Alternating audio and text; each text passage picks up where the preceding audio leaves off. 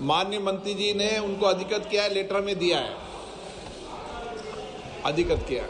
Honorable Speaker, sir, India is the second largest country in the world in growing of flowers, that is floriculture, in the field of floriculture. Likewise, Karnataka is also the second largest state in the country to be in the field of floriculture. Especially in the districts of Chikbalapur, Kolar, Tumkur and Bangalore rural, the small scale and medium scale of farmers, to the tune of 25,000 acres, they grow the flowers.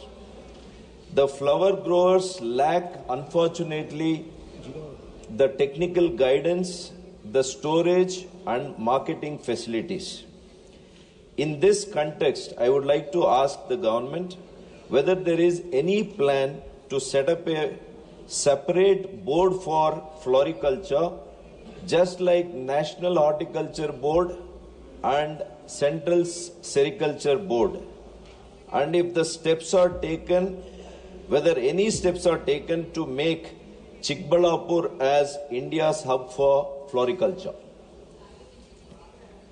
माननीय अध्यक्ष महोदय, मैं आपका संरक्षण चाहता हूं, क्योंकि मूल प्रश्न जो है वो ऑर्गेनिक एग्रीकल्चर और परंपरागत कृषि को लेकर के।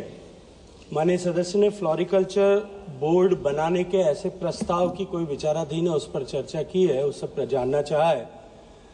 मैं आपके माध्यम से सदन को अवगत कराना चाहता हूं, माननीय सदस्य को भी अवगत कराना चाहता हूं कि इस तरह का कोई बोर्ड का बनाने का प्रस्ताव अभी वर्तमान में विचाराधीन नहीं है। Honorable Speaker, sir, my second question will be, the Pradhan Mantri Fasal Bima Yojana is a revolutionary scheme that has benefited large number of farmers across the country. In 2016, when this scheme was launched in Karnataka, nearly 25 lakh farmers opted for this scheme. However, in the recent years, it has witnessed a dip in enrollments under the scheme due to multiple issues, including delay of claim payouts by private insurance companies. My question to the Honorable Minister in this regard will be whether any steps are taken to ensure Fasal Bima Yojana is made compulsory to all the farmers by reducing their share in premiums for Karnataka. माननीय अध्यक्ष महोदय, भारत के करोड़ों किसानों को,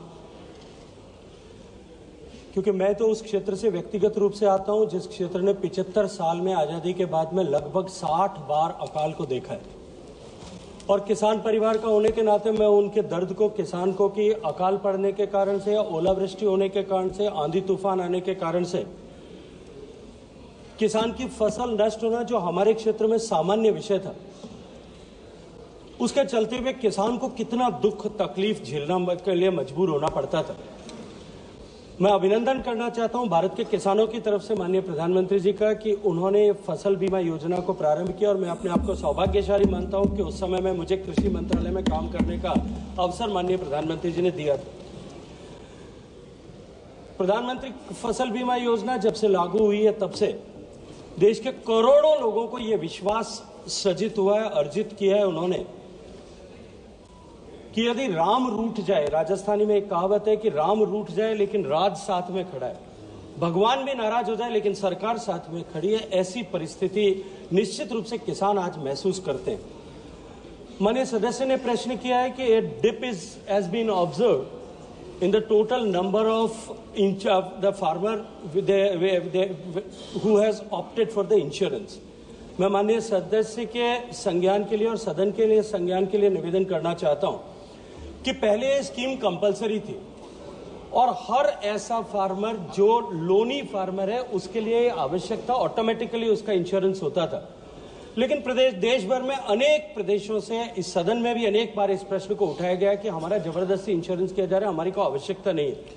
ये तो माननीय प्रधानमंत्री जी के मार्गदर्शन में उसे समाप्त किया गया। अब ऑप्ट आउट करने की सुविधा है कि अगर फार्मर चाहे तो वो ऑप्ट आउट कर सकता है कि मैं इस बीमा को नहीं लेना चाहता, उसके कारण से निश्चित रूप से डिप हुआ है। और देश भर में लगभग लोनी फार्मर्स में 3 करोड़ 20 लाख फार्मर ऐसे थे जिन लोगों ने जो है फसल बीमा से अपने आप को बाहर रखा है।